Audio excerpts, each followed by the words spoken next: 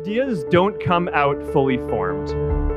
They only become clear as you work on them. You just have to get started. If I had to know everything about connecting people before I got started, I never would have built Facebook. Movies and pop culture just get this all wrong. The idea of a single eureka moment is a dangerous lie. It makes us feel inadequate because we feel like we haven't had ours yet.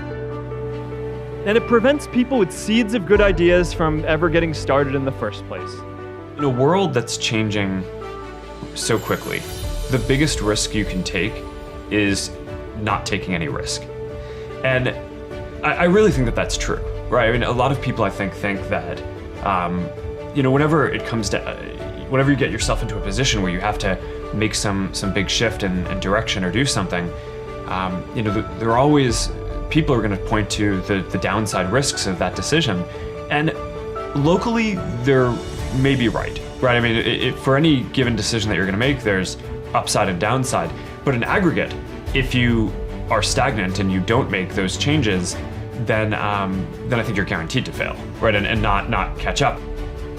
The trick is that the media likes to sensationalize this as if you have some eureka moment or you are some singular person who can build something on your own, and that's just not how the world works. When I was in school, I built a lot of stuff that I just liked building. There was not a single moment when I had some revelation that Facebook was going to be awesome. That's not maybe how the media or movies or whatever would like to portray things. It's much less exciting. But the reality is, I think most services in the world that reach the scale that Facebook has, you start off building something that you care about, and you don't necessarily think it's going to be that big. I didn't. I built Facebook, the first version of Facebook, for my college community because I wanted to be able to connect with the people at my school. And I remember very clearly talking to my friends at the time and saying, how cool is it that we have built this community for our school? One day it's going to be awesome when somebody else builds this for the world, because something like this needs to exist for the world. But it didn't even occur to me that, my friends and I might be able to play a role in doing that, right? Because we were college students, right? I mean, we didn't have any engineers to work with, or servers or resources or anything like that. And there are these huge companies that deliver products for hundreds of millions of people. What basically just happened is, at each step along the way, we just kind of kept doing the next thing and growing from there. There's no magic. A lot of times I think people just get afraid because often your dream it seems like it's so far off, but if you just kind of focus on building stuff that you think is good and you keep on going at each step along the way and don't let people deter you from that, and you just really care about what you're doing and kind of don't give up at each step along the way, then I think that's how you build something good.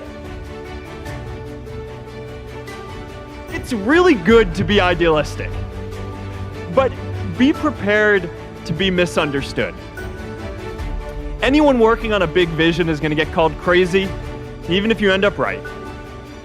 Anyone taking on a complex problem is going to get blamed for not fully understanding it, even though it's impossible to know everything up front.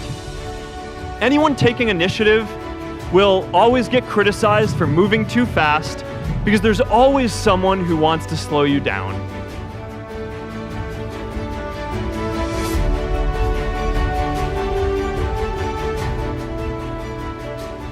But I'm not here to give you the standard commencement about finding your purpose. We're millennials. We try to do that instinctively. Instead, I'm here to tell you that finding your purpose isn't enough. The challenge for our generation is to create a world where everyone has a sense of purpose.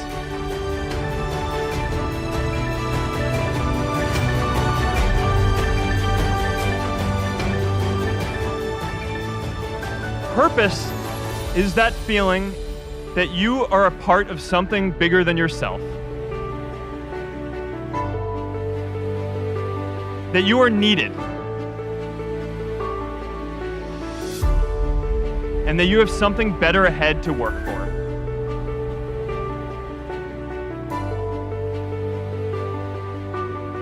Purpose is what creates true happiness.